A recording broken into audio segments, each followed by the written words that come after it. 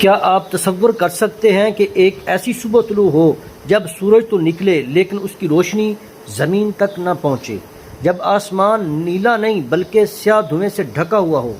آج سے 1400 سال پہلے قرآن کریم نے جس دخان یعنی دھوئیں کی خبر دی تھی، آج کی جدید سائنس اسے نیوکلیئر ونٹر کے نام سے پکار رہی ہے۔ کیا یہ محض اتفاق ہے یا انسانیت اپنی تباہی کی اس آخری موڑ پر کھڑی ہے جس کا ذکر اللہ کی کتاب میں پہلے ہی کر دیا گیا ہے؟ سورہ دخان میں اللہ تعالیٰ فرماتے ہیں، پس اس دن کا انتظار کرو جب آسمان کا ایک زہر دھواں لائے گا جو لوگوں کو ڈھانپ لے گا، یہ دردناک عذاب ہے۔ مفسرین کرام نے اس دھوئیں کی مختلف پہلو بیان کیے ہیں، لیکن ایٹمی دور کے تناظر میں اس کے معنی ایک ہولناک حقیقت کی صورتحال میں سامنے آتے ہیں۔ یہ وہ دھواں ہو سکتا ہے جو پوری زمین کو اپنی لپیٹ میں لے کر زندگی کے آثار کو مفلوج کر دے گا۔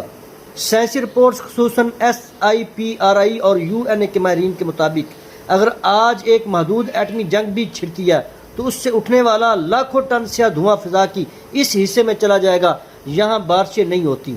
نتیجہ کیا ہوگا؟ نیوکلیئر ونٹر، تاریکی، سورج کی روشنی ختم ہو جائے گی، شدید سردی، درجہ حرارت -20 سے 30 ڈگری تک گر جائے گا، قحط، فصلیں اگنا بند ہو جائیں گی اور اربوں انسان بھوک سے لقمہ اجل بن جائیں گے۔ قرآن کا لفظ یکشن ناس جو لوگوں کو ڈھانپ لے گا آج کی سائنس کی زبان میں عالمی ماحولیاتی تباہی ہے۔ سوال یہ ہے کہ کیا انسان ان جدید ہتھیاروں کے بل بوتے پر خود کو بچا سکتا ہے؟ جواب ہے نہیں۔ جب مادی تدبیریں فیل ہو جاتی ہیں تو صرف خالق کائنات کی پناہ باقی رہتی ہے۔ سائنس کہتی ہے کہ زیر زمین بنکر آپ کو چند ماہ تو بچا سکتے ہیں، لیکن اس دخان اور قیامت صغریٰ سے بچنے کا حقیقی راستہ مادی نہیں بلکہ اخلاقی ہے۔ جب انسان خود کو خدا سمجھنے لگتا ہے تو قدرت اس کی اوقات یاد دلا دیتی ہے۔ اس ہولناک دور میں بچنے کی تدابیر کیا ہیں؟ ایمان کی مضبوطی۔ احادیث میں دجالی فتنوں کے دور میں سورۃ الکہف کی تلاوت اور اللہ کی پناہ مانگنے کی تاکید کی گئی ہے۔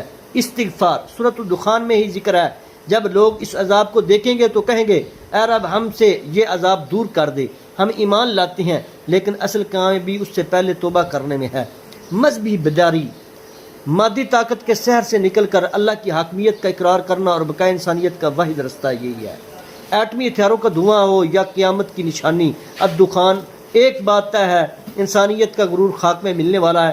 کیا اب بھی اپنی اصلاح کریں گے یا اس وقت کا انتظار کریں گے جب آسمان سے دھواں برسنے لگے؟ یاد رکھیں، یہ سیریز صرف معلومات کے لیے نہیں بلکہ بیداری کے لیے ہے۔ جدوں رب دی لاٹھی وجدی ہے تے پھر ایٹم بم بھی ٹھوس ہو جاندے نے۔ اصل طاقت تے بادشاہی صرف اودی ہے۔ اپنے خیالات کا اظہار کمنٹس میں ضرور کریں اور اگلی قسط کا انتظار کریں۔ اللہ حافظ۔